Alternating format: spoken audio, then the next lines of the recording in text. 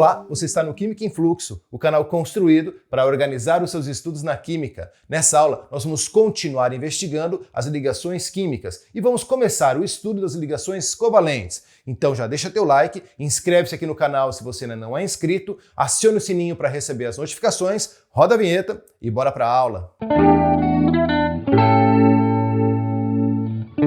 Antes de falarmos dos conceitos envolvendo as ligações covalentes, como a gente sempre tem feito, eu quero te mostrar aonde esse conteúdo está inserido no universo da química. Lembre-se, isso é sempre muito importante e eu vou fazer isso em todas as aulas, porque isso ajuda você a organizar os seus estudos e a compreender o caminho que a aula vai tomar. Então segue para a tela.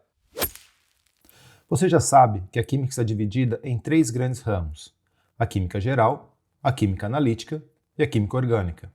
Nós estamos estudando a química geral, dentro da qual nós encontraremos os fundamentos da química, a atomística, a geometria espacial, as relações de massa, as funções inorgânicas, as reações químicas e a ecologia.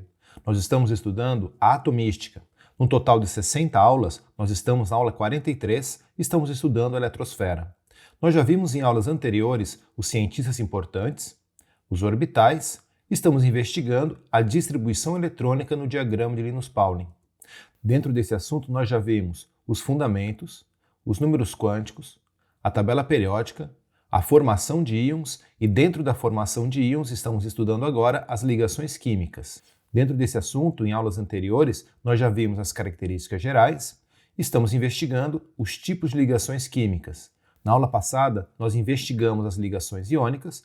Nessa aula vamos iniciar o estudo das ligações covalentes. Em aulas futuras veremos as ligações metálicas.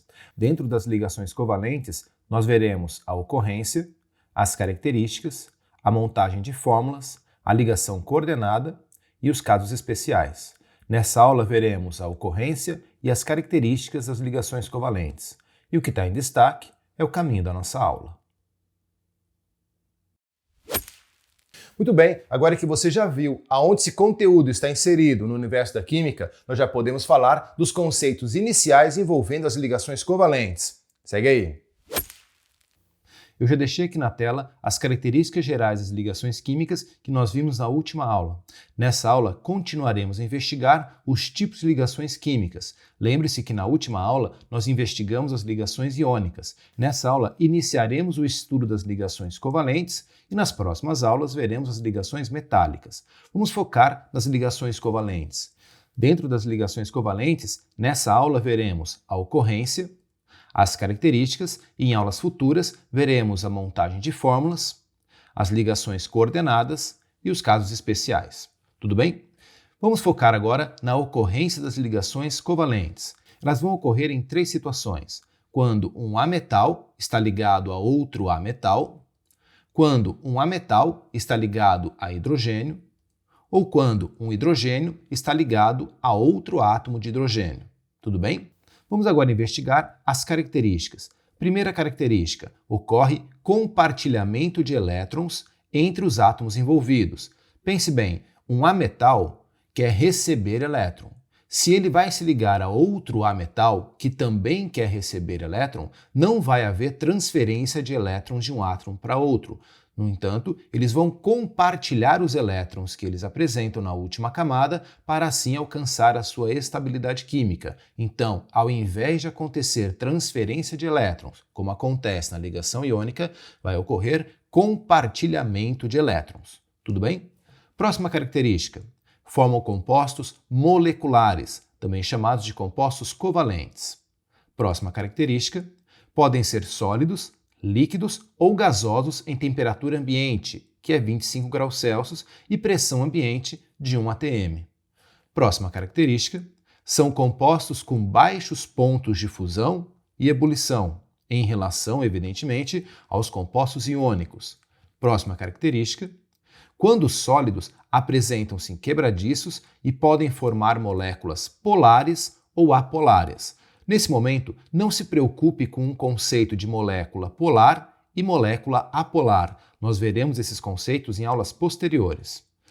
Próxima característica: apresentam compostos solúveis e insolúveis em água.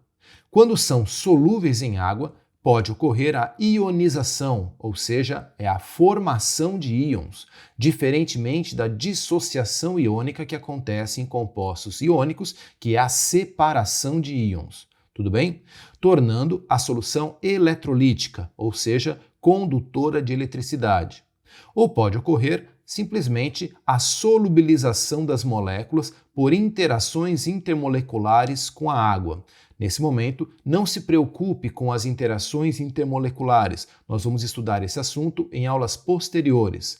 Entretanto, nesse caso, a solução será não eletrolítica, ou seja, não conduzirá eletricidade.